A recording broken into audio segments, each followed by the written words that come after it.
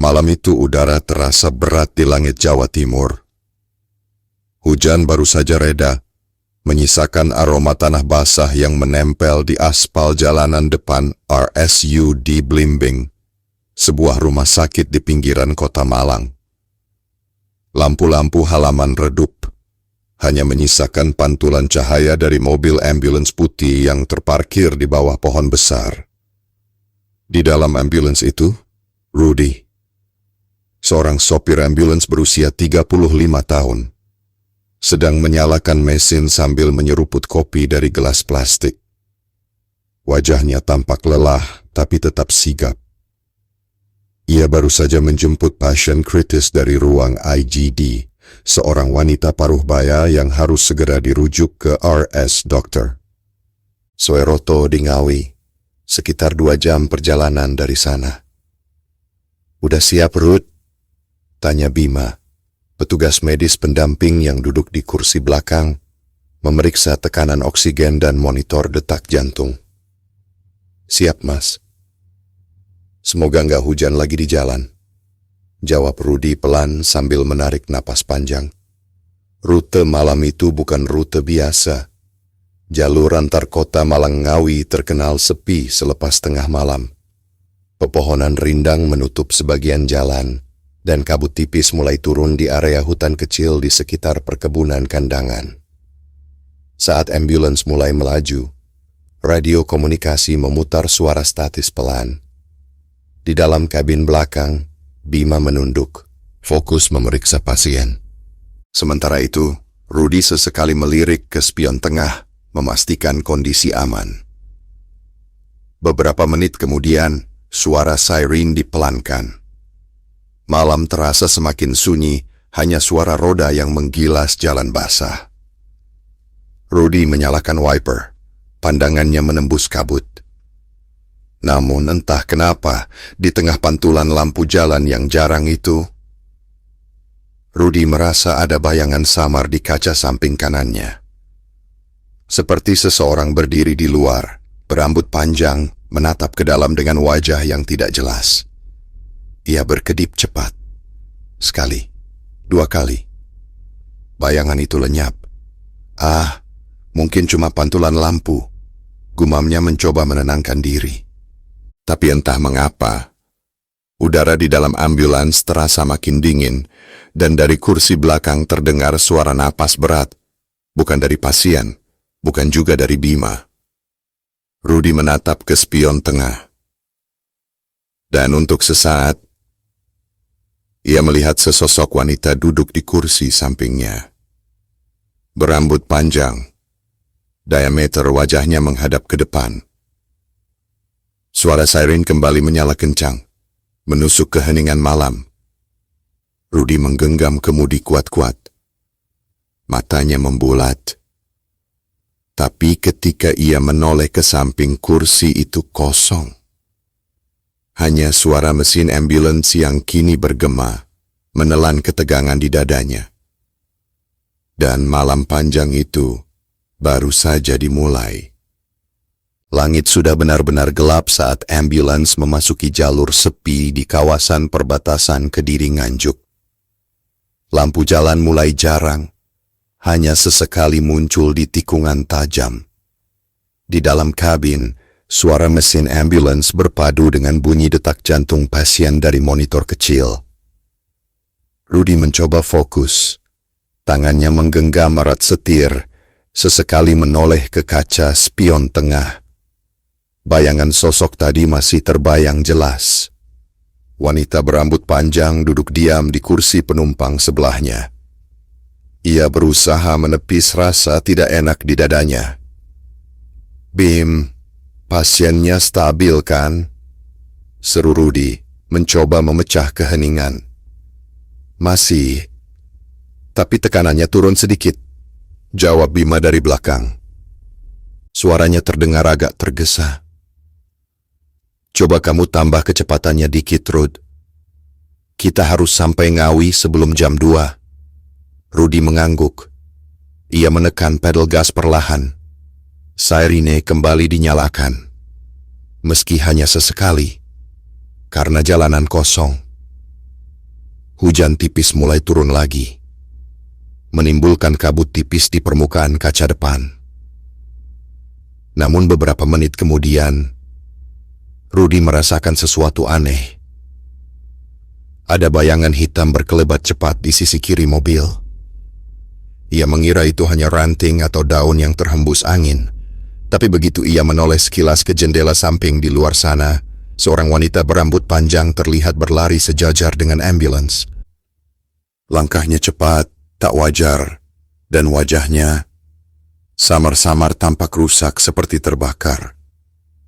Baju putihnya menempel pada tubuh, berkilat basah oleh air hujan. Rudy sontak mengerem sedikit. Ambulans oleng. "Kenapa, Rud?" teriak Bima dari belakang. Enggak apa-apa. Jalan licin," jawab Rudy tergagap. Ia mencoba fokus lagi ke depan. Tapi kini, pandangan ke kaca samping kanan membuat bulu kuduknya meremang. Wanita itu kini tidak berlari di luar, melainkan duduk di kursi sampingnya. Basah kuyup, rambut menutupi wajah, menatap lurus ke depan tanpa suara. Rudy terpaku, tenggorokannya kering. Ia tahu kursi itu kosong sejak berangkat. Tidak mungkin ada siapapun di sana. "Bim," panggil Rudy pelan, tanpa mengalihkan pandangan. "Bim, kamu barusan dengar suara pintu kebuka enggak?" "Enggak, kenapa?" Rudy tidak menjawab. Ia menatap lurus ke jalan. Dari ekor matanya, ia masih bisa melihat ujung rambut wanita itu meneteskan air ke jok. Dan entah kenapa, bau anyir dan tanah basah mulai menyebar ke seluruh kabin. Mas Rudy," suara Bima mendadak berubah pelan. "Apa? Ini aneh. Tadi di belakang cuma ada aku dan pasien. Tapi barusan, aku lihat ada bayangan orang ketiga duduk di kursi depan." Rudy tidak menjawab. Suara hujan makin deras. Lampu-lampu jalan mengabur. Ia berusaha menenangkan diri, tapi detak jantungnya sudah berpacu cepat. Dari kaca spion tengah, Rudy menangkap pantulan samar wajah wanita itu. Kulitnya seperti meleleh, matanya gelap, dan perlahan ia tersenyum. Siren ambulans meraung kencang menembus kabut malam. Dan perjalanan yang seharusnya menyelamatkan nyawa kini berubah menjadi awal dari teror panjang. Ambulans terus melaju di jalan berliku yang gelap dan licin. Hujan deras mengguyur tanpa ampun, membuat pandangan ke depan nyaris tak terlihat. Wiper bergerak cepat, tapi kabut dan air terus menempel di kaca. Rudy menatap lurus ke depan, berusaha mengabaikan hawa dingin yang mulai menusuk tulangnya. Namun setiap kali ia melirik ke kaca spion tengah, bayangan wanita berambut panjang itu masih tampak samar di kursi sebelahnya. Kadang ada, kadang hilang, seolah bermain dengan pikirannya. Bima yang duduk di belakang mulai merasa tidak nyaman. "Rud, kamu yakin gak apa-apa? Mukamu pucat banget," katanya pelan. Rudy menarik napas dalam-dalam. "Aku gak tahu, Bim. Tadi di kursi depan kayak ada orang duduk, tapi sekarang gak ada apa-apa." Suara mesin ambulans mendadak berderak aneh, seolah kehilangan tenaga. Jarum RPM turun naik. Rudy panik, menurunkan gigi dan mencoba menambah gas. "Jangan sampai mogok di sini, ya Allah," gumamnya lirih. Dan tiba-tiba suara tawa pelan terdengar dari kursi penumpang sebelahnya. Bukan suara Bima, bukan pula suara pasien. Tawa itu lirih, seperti seorang wanita menahan sakit namun memaksakan diri tertawa. Hei, hi. Rudy memejamkan mata sejenak. Bim, kamu dengar gak? Dengar apa? Suara ketawa tadi. Enggak, Rud. Aku gak dengar apa-apa. Tapi tawa itu terdengar lagi. Lebih jelas. Lebih dekat. Hai, hi. Lalu berubah menjadi bisikan pelan di telinga kanannya. Kenapa kamu ngebut, Mas? Aku belum sempat turun. Rudy menjerit kecil dan spontan menoleh ke kanan. Kursi itu kosong, tapi sabuk pengamannya tergantung dan bergoyang, seperti baru saja dilepaskan seseorang. Bima berdiri panik dari kursi belakang. Rudy, jangan ngerem mendadak. Aku lagi pegang tabung oksigen ini. Aku nggak ngerem, Bim. Mobilnya kayak ngerasa berat di kanan. Ambulans oleng ke sisi jalan, nyaris menabrak pagar pembatas.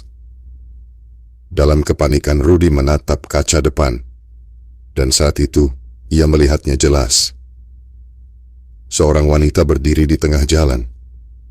Rambut panjangnya menutupi wajah, bajunya putih basah menempel di tubuh. Rudy membanting setir ke kiri. Ambulans berputar setengah lingkaran dan berhenti mendadak di tepi jalan. Mesin bergetar. Sirine padam. Suara tawa tadi hilang, berganti dengan suara tangis lirih dari kursi depan. Mas, kenapa nggak nolong aku waktu itu? Rudy menatap ke depan dengan mata melebar. Ia tahu suara itu bukan dari dunia yang sama. Sementara di luar, hujan mulai reda. Tapi bayangan sosok wanita itu kini berdiri tepat di depan kap mobil, menunduk dan perlahan mengangkat wajahnya. Wajah itu rusak, matanya kosong, dan bibirnya bergerak tanpa suara, seakan mengucapkan namanya sendiri. Sari. Bima menatap Rudy dengan wajah bingung. Siapa Rud? Rudy gemetar. Itu nama pasien yang dulu aku bawa. Tapi dia sudah meninggal 2 tahun lalu. Angin malam berembus pelan.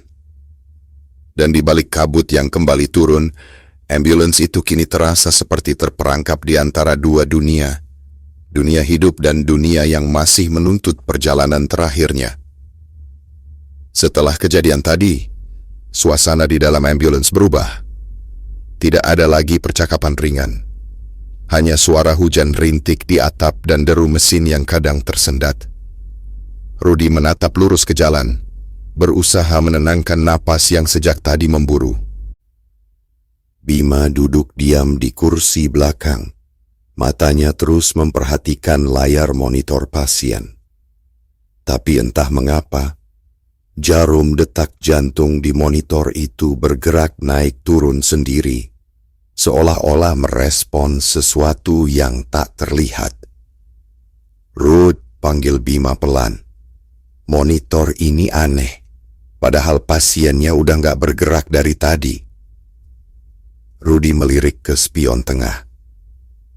Mungkin kabelnya longgar. Bima menggeleng. Aku udah periksa 2 kali. Kayaknya bukan itu. Suasana makin tegang. Di luar, kabut mulai menebal. Pohon-pohon di pinggir jalan tampak seperti bayangan hitam yang berbaris rapat. Lalu tiba-tiba lampu depan ambulans berkedip 2 kali sebelum redup setengah. Jalanan jadi remang. Rud, lampu depan kenapa? Aku juga nggak tahu, padahal baru diservis minggu lalu. Rudy menekan klakson, tapi bunyinya lirih, seperti tertelan udara malam. Dan saat itulah dari speaker radio yang sebelumnya hanya berisi statis, terdengar suara perempuan pelan. Mas Rudy, aku masih di sini. Rudy langsung mematikan radio, Tapi suara itu masih terdengar. Kali ini bukan dari speaker melainkan dari kursi penumpang sebelahnya. Ia menoleh cepat, tapi kursi itu tetap kosong. Hanya sabuk pengaman yang melayang pelan seperti ada yang baru saja melepaskannya. Bima mulai ketakutan. Rod, aku ngerasa ada yang duduk di sini barusan. Di belakangku. Bima, jangan ngomong gitu. Aku serius. Dingin banget di punggungku. Rudy menatap ke kaca spion tengah lagi. Dan kali ini ia melihatnya jelas seorang wanita berambut panjang sedang duduk di kursi belakang tepat di antara mereka berdua. Tubuhnya condong ke depan, menatap pasien yang berbaring. Rambutnya menutupi wajah, tapi pundaknya berguncang seperti sedang menangis. Rudy gemetar hebat. Bim, dia duduk di antara kita. Bima langsung berdiri. Matanya melebar. Tapi begitu ia menoleh, sosok itu menghilang. Suara siren tiba-tiba hidup sendiri, melengking panjang di tengah kabut, membuat keduanya menutup telinga. Namun lebih menakutkan lagi, layar monitor pasien menunjukkan 2 detak jantung bersamaan, padahal di ambulans itu hanya ada 1 pasien. Bim, ini nggak masuk akal. Rod, aku rasa ini bukan gangguan biasa. Sosok itu mungkin penumpang dari masa lalu. Rudy menatap Bima. Kamu maksud Sari? Bima mengangguk pelan. Iya, mungkin dia masih ikut di setiap perjalananmu. Angin malam berembus dingin masuk lewat ventilasi, membawa aroma lembab yang menyesakkan. Dan di antara suara mesin dan siren, samar-samar terdengar suara langkah kaki wanita berjalan di atap ambulans perlahan, satu demi satu, seolah mengitari mereka. Rudy menatap ke atas, lalu berbisik dengan suara gemetar. Kalau dia benar Sari, apa yang dia mau dariku? Hening sejenak. Lalu dari speaker radio yang mati, suara perempuan itu kembali terdengar lirih. Aku cuman ingin sampai tujuan, Mas. Ambulans bergetar halus. Mesin meraung sendiri. Dan tanpa dikemudikan, kendaraan itu mulai melaju perlahan ke depan, seolah ada tangan lain yang mengambil alih setirnya. Ban ambulans berdecit pelan di jalanan licin yang menurun. Rudy panik, ia tidak lagi memegang setir, tapi kendaraan itu melaju sendiri, lurus di tengah kabut tebal. Lampu depan redup, sirene kadang menyala dan padam sendiri, menciptakan suasana ganjil seperti kendaraan tanpa pengemudi yang dikendalikan sesuatu. Rudy! Rem! Cepet! Teriak Bima. Aku udah coba, Bim. Tapi pedalnya nggak mau turun, jawab Rudy panik. Suara mesin meraung makin tinggi. Jarum speedometer terus naik ke 60, 70, 90 km per jam. Bima berpegangan pada kursi, wajahnya pucat. Ini nggak mungkin, Rud. Mobil ini kayak ditarik. Rudy memutar kunci kontak, tapi mesin tak mau mati. Dari dashboard, radio yang sudah dimatikan tiba-tiba kembali menyala dengan suara berderak, lalu terdengar lirih. Aku harus sampai rumah sakit, Mas Rudy. Bima menatap Rudy dengan ngeri. Dia ngomong lagi. Rudy hanya bisa mengangguk. Matanya mulai berkaca-kaca. Bim, dulu, 2 tahun lalu aku pernah bawa pasien bernama Sari. Dia meninggal sebelum sampai rumah sakit. Waktu itu aku lagi buru-buru, jalan pintas lewat hutan cangkring. Mobil ini yang aku pakai. Bima terdiam. Dan kamu nggak pernah ngebawa rujukan ke rumah sakit itu lagi sejak kejadian itu, kan? Enggak. Setiap kali aku dapat jadwal ke rute itu, aku selalu minta tukar shift. Tapi malam ini, aku nggak bisa nolak. Tiba-tiba dari kursi belakang terdengar suara tangisan pelan. Rudy dan Bima saling berpandangan. Suara itu bukan dari pasien, karena napas pasien masih teratur di bawah masker oksigen. Tangisan itu seperti suara seorang wanita yang terluka, menahan kesedihan dalam-dalam. Mas, kenapa waktu itu nggak berhenti? Rudy menunduk, suaranya bergetar. Aku takut waktu itu. Aku pikir kamu udah meninggal di jalan. Aku cuma mau cepat sampai rumah sakit. Angin tiba-tiba berhembus kencang dari ventilasi, membuat tirai kecil di belakang kabin berkibar keras.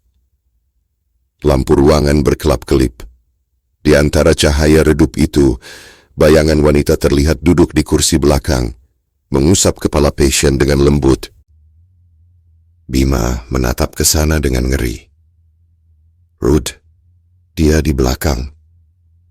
Rudy perlahan menoleh lewat spion. Sosok itu menunduk, bahunya berguncang seperti menangis.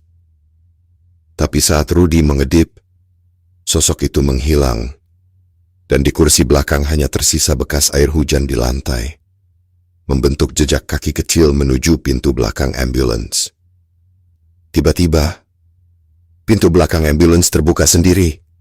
Hembus angin malam masuk deras, membuat kertas, sarung tangan, dan peralatan medis berterbangan.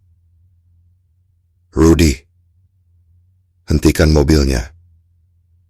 Aku nggak bisa. Ambulans bergetar hebat, seperti sedang direm oleh kekuatan tak kasat mata. Mesin menjerit keras, lalu berhenti total di tengah jalan kosong. Hening. Hujan berhenti.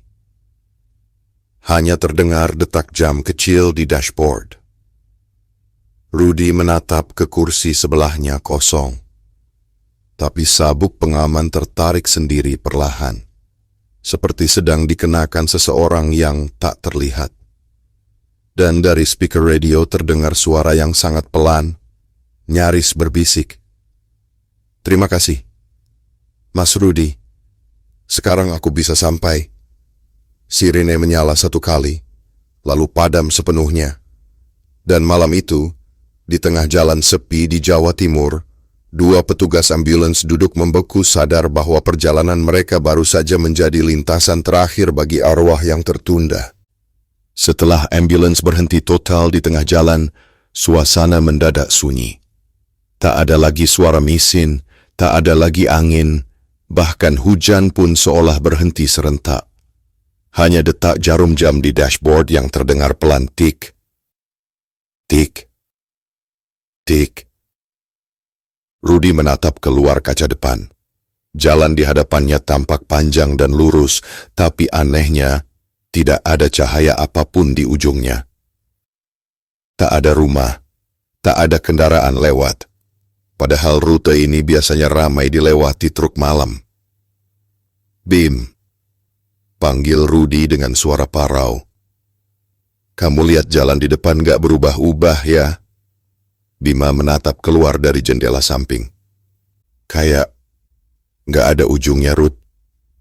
Dari tadi bentuknya gitu-gitu aja. Mereka berdua turun perlahan dari ambulans. Udara malam terasa dingin menusuk. Jalanan basah tapi tak ada genangan air. Di kejauhan, terdengar suara jangkrik samar, tapi cepat menghilang. Rudy membuka pintu belakang ambulans untuk memastikan kondisi pasien. Anehnya, berangkar itu kosong.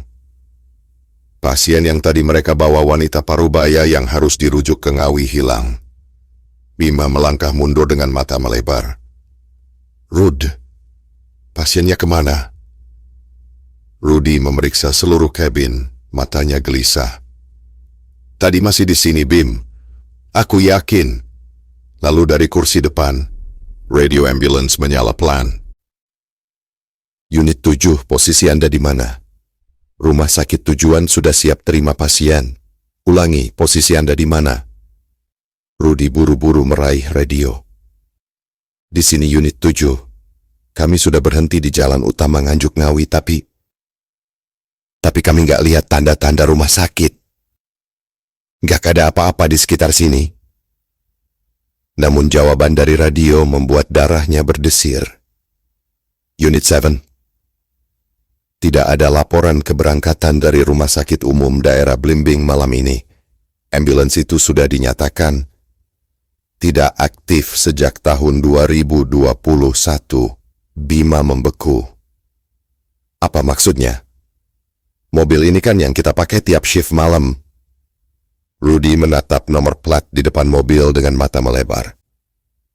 Nomor itu bukan nomor ambulans aktif, melainkan nomor lama ambulans yang pernah terlibat kecelakaan 2 tahun lalu saat membawa pasien bernama Sari. Rudy memegang kepalanya.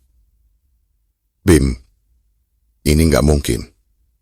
Kita barusan naik mobil yang udah nggak ada. Angin berembus kencang dari arah hutan. Daun-daun beterbangan. Di antara kabut yang turun, samar-samar terlihat siluet wanita bergaun putih berjalan perlahan ke arah mereka dari ujung jalan. Rambutnya panjang basah, kepalanya sedikit tertunduk. Dan setiap langkahnya menimbulkan gema aneh di aspal basah, seolah waktu ikut berhenti menunggu kedatangannya. Bima menelan ludah. Rud, itu dia. Itu Sari. Rudy memundurkan langkah, tubuhnya gemetar hebat. Aku pikir dia udah tenang. Aku pikir semua selesai waktu itu. Wanita itu berhenti beberapa meter di depan mereka. Lalu dengan suara pelan yang menusuk hati, ia berkata, "Kalian belum sampai tujuan, Mas. Perjalanan ini belum selesai." Dan tiba-tiba seluruh lampu ambulans menyala sendiri. Siren meraung keras, dan kabut tebal menelan mereka berdua. Dalam sekejap, jalan yang tadinya sepi, kini berubah menjadi jalur penuh kabut dan cahaya berkelap-kelip, seperti dunia lain yang tidak pernah dicatat di peta manapun. Rudy memejamkan mata, berbisik lirih. Ya Tuhan, apa kami masih hidup? Dan malam itu, perjalanan yang dimulai untuk menyelamatkan nyawa, berubah menjadi perjalanan menembus batas hidup dan mati. Kabut di sekitar ambulans makin tebal. Jalanan yang tadi lurus kini berubah menjadi lingkaran panjang tak berujung. Rudy dan Bima memandangi sekeliling dengan panik setiap kali mereka berjalan menjauh. Mereka selalu kembali ke titik yang sama. Ambulans putih dengan pintu belakang setengah terbuka. Ini gak mungkin, Rud. Kita muter terus, kata Bima dengan suara gemetar. Rudy memegang kepalanya. Aku tahu tempat ini. Ini kayak malam waktu Sari meninggal. Suara samar tiba-tiba terdengar dari arah pepohonan seperti seseorang menangis tertahan. Bima memicingkan mata. Ruth, dengar. Ada suara perempuan di sana. Rudy menelan ludah, menatap ke arah suara itu. Iya, itu suaranya. Suara Sari. Mereka berjalan perlahan ke arah sumber suara. Di balik kabut, tampak bangkai mobil ambulans yang ringsek di sisi jurang. Plat nomornya sama persis dengan kendaraan yang mereka pakai malam ini. Lampunya masih menyala redup, seperti kendaraan yang baru saja jatuh beberapa menit lalu. Rudy mendekat dengan langkah berat. Itu mobil yang dulu aku bawa. Ucapnya nyaris berbisik. Bima menatapnya ngeri. Berarti kita sekarang ada di malam itu, Ruth. Malam kecelakaannya.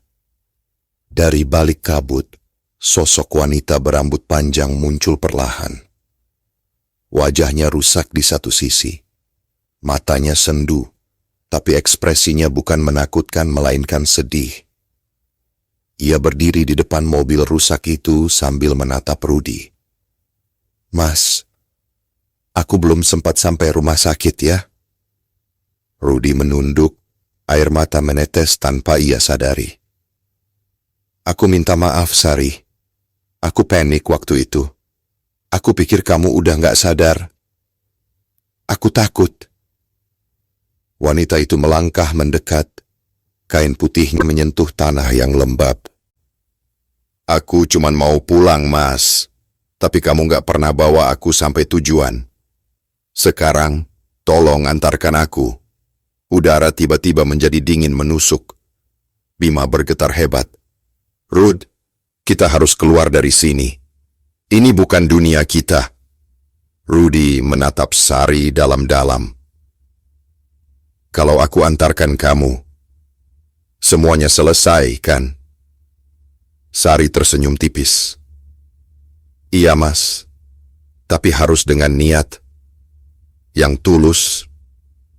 Tiba-tiba, siren ambulans di belakang mereka menyala sendiri. Suaranya bergema panjang di udara tanpa angin. Pintu belakang menutup perlahan, seperti mengundang mereka untuk kembali masuk. Bima menarik lengan Rudy. "Rud, jangan.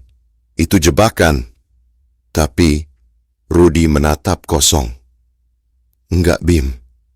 Aku rasa ini satu-satunya cara buat menebus semuanya." Ia melangkah ke pintu ambulans. Sari mengikutinya dari belakang. Langkahnya nyaris tak bersuara. Begitu Rudy masuk, kabut makin menebal, menelan seluruh jalan dan pepohonan. Bima berteriak, "Rud, jangan pergi sendiri," dan berlari mengejar. Namun begitu ia mencapai pintu ambulans, semuanya hilang. Tak ada mobil, tak ada kabut. Hanya jalanan kosong yang lembab diterangi sinar bulan samar. Bima berdiri sendiri, terengah-engah. Dan di kejauhan, samar-samar ia mendengar suara mesin ambulans melaju perlahan, diikuti suara lembut seorang wanita berkata, "Terima kasih, Mas Rudy. Sekarang aku bisa pulang." Suara itu memudar bersama deru angin malam. Dan di aspal tempat ambulans tadi berhenti, hanya tersisa stetoskop berkarat dan kalung kecil bertuliskan nama Sari. Bima menatap langit, tubuhnya bergetar. "Kalau begitu, siapa yang barusan bersamaku selama ini?" Hening. Dan malam itu, jalan antar kota di Jawa Timur kembali sunyi, seolah tidak pernah terjadi apa-apa. Kabut tebal menyelimuti jalan. Di dalam ambulans yang melaju sendiri itu, Rudy duduk di kursi pengemudi kali ini tidak panik, tidak melawan. Di sampingnya, Sari, wanita bergaun putih berambut panjang, duduk tenang sambil menatap ke depan. Wajahnya tidak lagi menyeramkan, tapi pucat dan penuh luka yang belum sembuh. "Mas Rudy," ucapnya pelan, "tolong antar aku sampai selesai." Rudy menelan ludah. "Kemana, Sari?" Sari menatap ke depan, ke jalan yang tertutup kabut. "Ke rumah sakit yang dulu nggak sempat aku datangi. Aku harus berpamitan." Ambulans melaju perlahan. Lampu depan menembus kabut, menyingkap bayangan-bayangan samar di sisi jalan pepohonan, papan nama berkarat, dan bangunan tua yang tampak tak terawat. Tapi yang membuat Rudy tertegun, papan itu bertuliskan --RS Dr. Soeroto Ngawi. Ia bergumam. Tapi rumah sakit ini udah dipindah. Yang lama ditutup tahun 2021. Sari hanya tersenyum tipis. Yang kutuju, bukan rumah sakit yang sama dengan punyamu, Mas. Ambulans berhenti di halaman bangunan tua. Pintu depan rumah sakit terbuka perlahan tanpa suara, seolah memang sudah menunggu kedatangan mereka. Lampu-lampu lorong di dalamnya berkelap-kelip. Udara di dalam terasa dingin dan lembab. Sari turun lebih dulu. Langkahnya pelan, hampir tak menyentuh tanah. Rudy mengikutinya dengan langkah ragu. Lorong itu panjang dan kosong, tapi di dinding-dindingnya tergantung foto-foto petugas medis lama. Wajah mereka tampak buram, tapi semuanya tersenyum ke arah Rudy seolah mengenalnya. "Masih ingat?" tanya Sari lembut. Rudy menatap sekeliling. "Ini ruang IGD lama." "Iya, tempat aku seharusnya dirawat malam itu." Sari berjalan menuju ranjang kosong di tengah ruangan. Ia duduk di sana, lalu menatap Rudy dengan mata teduh. "Aku nggak dendam, Mas. Aku cuman belum sempat pamit. Sekarang waktuku udah habis, dan kamu udah menepati janjimu tanpa sadar mengantarkanku ke tempat terakhir." Rudy menatapnya. Air mata menetes tanpa suara. "Kalau aku tahu begini, aku nggak akan biarkan kamu sendiri malam itu." Sari tersenyum. Tubuhnya perlahan mulai diterpa cahaya lembut, seperti kabut yang bercahaya. "Terima kasih. Aku bisa pulang sekarang."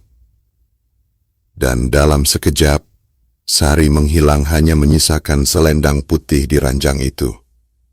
Lampu-lampu rumah sakit padam satu persatu, dan kabut mulai menipis. Rudy terduduk lemas di lantai. Dari kejauhan ia mendengar suara siren lain ambulans lain yang datang mendekat. Bima berlari masuk dari luar, wajahnya basah oleh hujan. "Rudy! Astaga, kamu di sini. Aku nyari kamu dari tadi." Rudy menatapnya kosong. "Bim, aku udah nganter dia." Bima kebingungan. "Siapa?" Rudy menatap selendang di tangannya, lalu tersenyum samar. "Sari. Sekarang dia udah sampai." Dari luar rumah sakit, fajar mulai muncul di ufuk timur. Cahaya matahari pertama menembus kabut, membuat bangunan tua itu tampak kembali seperti reruntuhan kosong. Hanya satu hal yang tersisa di sana, ambulans tua dengan plat nomor usang dan tulisan pudar di pintunya. Unit 7 jalur rujukan terakhir. Pagi menyelimuti kota Malang dengan cahaya lembut. Hujan semalam menyisakan aroma tanah basah dan daun-daun yang menetes pelan. Di halaman RSUD Blimbing, satu ambulans tua tampak baru saja berhenti di depan garasi kendaraan. Catnya pudar, plat nomornya berkarat, dan sirenenya rusak. Namun yang paling membuat bingung para petugas rumah sakit adalah tidak ada laporan perjalanan malam sebelumnya. Rudy duduk di kursi pengemudi, diam, matanya kosong menatap ke arah gedung rumah sakit. Di tangannya masih tergenggam selendang putih yang ditinggalkan Sari. Bima berdiri di sampingnya, masih tampak pucat tapi sadar. "Rud," ujar Bima perlahan, "kita udah balik. Tapi, kenapa mobilnya kayak mobil lama itu? Aku lihat di log kendaraan. Ambulans ini udah dinonaktifin sejak 2 tahun lalu." Rudy menatapnya dengan mata merah. "Aku nggak tahu, Bim. Tapi aku rasa dia yang bawa kita pulang." Petugas keamanan mendekat. "Mas Rudy, dari mana aja semalam? Kami nyari-nyari. Katanya kalian berangkat jam 11 malam, tapi CCTV nggak nunjukin kalian keluar gerbang." Bima saling pandang dengan Rudy. Tak ada jawaban. Mereka berdua tahu perjalanan itu tidak tercatat di dunia nyata. Hari itu, Rudy mencoba kembali bekerja seperti biasa. Tapi sejak malam itu, ia selalu merasakan hawa dingin setiap kali duduk di dalam ambulans. Kadang ia melihat bayangan rambut panjang di kaca spion. Kadang terdengar suara samar wanita berkata lembut, "Jalan pelan-pelan aja, Mas."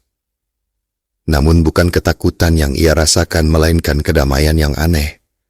Seolah sosok itu masih mengawasinya. Bukan untuk menakut-nakuti, tapi memastikan ia tak lagi tergesa-gesa dalam menjalankan tugasnya. Bima memperhatikan perubahan sahabatnya itu. "Kamu sekarang lebih tenang, Ruth. Kayak ada yang nguatin kamu." Rudy tersenyum tipis. "Iya, dulu aku cuma mikirin waktu. Sekarang aku mikirin nyawa." Malam itu, sebelum pulang, Rudy menatap ambulans yang kini disimpan di pojok garasi rumah sakit. Ia menepuk kap mobil itu perlahan. "Terima kasih udah ngantar aku balik dan ngantar dia pulang." Angin malam berhembus lembut. Lampu garasi berkedip satu kali, seolah ambulans itu menjawab. Beberapa minggu telah berlalu sejak malam mengerikan itu. Hidup Rudy perlahan kembali normal. Ia tetap bekerja sebagai sopir ambulans, tapi kini ada ketenangan dalam setiap perjalanannya. Ia tak lagi membunyikan siren dengan tergesa, dan setiap kali melihat kabut turun di jalan malam, ia menunduk sejenak mengingat Sari, penumpang yang mengajarinya arti perjalanan terakhir. Namun suatu malam, saat Rudy sedang duduk di ruang jaga, telepon rumah sakit berdering. Petugas resepsionis memanggil, "Mas Rudy, ada permintaan rujukan mendadak. Pasien perempuan, usia sekitar 30 tahun, butuh dibawa ke rumah sakit dokter Soeroto, Ngawi." Rudy terdiam sejenak. Nama rumah sakit itu seperti menembus dadanya, tempat yang sama dengan malam kejadian 2 tahun lalu. Bima yang duduk di sebelahnya ikut menoleh. "Rud, kamu yakin mau ambil rute itu lagi?" Rudy menarik napas panjang. "Kali ini aku nggak sendiri." Mereka berdua pun bersiap. Tapi saat Rudy masuk ke garasi untuk menyalakan ambulans baru, sesuatu membuatnya berhenti. Di ujung garasi yang redup, ambulans tua unit 07 berdiri diam. Catnya sudah kusam, tapi lampu sinyalnya tiba-tiba berkedip satu kali, padahal mobil itu sudah tak memiliki aki. Rudy melangkah mendekat, menyentuh pintu depannya. Di kaca depan, samar-samar muncul tulisan kabut seperti dari uap napas seseorang. "Jalan pelan-pelan aja, Mas." Hatinya bergetar. Ia tersenyum kecil, lalu menatap ke arah langit malam. "Baik, Sari. Aku nggak akan terburu-buru lagi." Malam itu, perjalanan rujukan kembali dimulai. Tapi kini, setiap kali Rudy menyalakan mesin, ia menggumamkan doa yang tak pernah ia lupakan, doa untuk setiap jiwa yang pernah menumpang di ambulansnya, hidup ataupun yang sudah berpulang. Sepanjang jalan, tak ada gangguan. Hanya kabut lembut dan bau tanah basah yang menemaninya. Namun di tengah perjalanan, ia sempat melihat dari spion tengah bayangan seorang wanita berambut panjang duduk di kursi belakang, tersenyum tenang, menatap ke depan. Bima melihatnya juga. Ia tak berkata apa-apa, hanya menunduk pelan. Dan Rudy tahu, itu bukan pertanda menyeramkan. Itu tanda bahwa perjalanan terakhir Sari benar-benar telah selesai. Dan kini ia hanya datang untuk memastikan sang pengemudi sudah belajar memaknai tugasnya. Ketika ambulans tiba di rumah sakit tujuan, Rudy menoleh ke belakang untuk memeriksa pasien. Bayangan itu sudah tak ada. Hanya bau melati samar dan selendang putih terlipat rapi di kursi belakang. Rudy tersenyum, menatap pagi yang mulai merekah di ufuk timur. Kalau suatu hari aku harus antar penumpang terakhir lagi, aku harap dia sebaik kamu, Sari. Angin pagi berhembus lembut. Siren ambulans berbunyi satu kali bukan karena tombol, tapi seolah memberi salam perpisahan.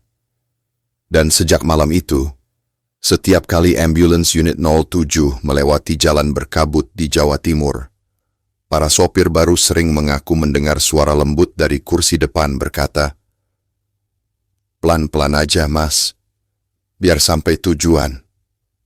Lalu hening, dan cahaya fajar perlahan menghapus jejak malam, menutup perjalanan antara hidup dan yang telah tenang. Tamat.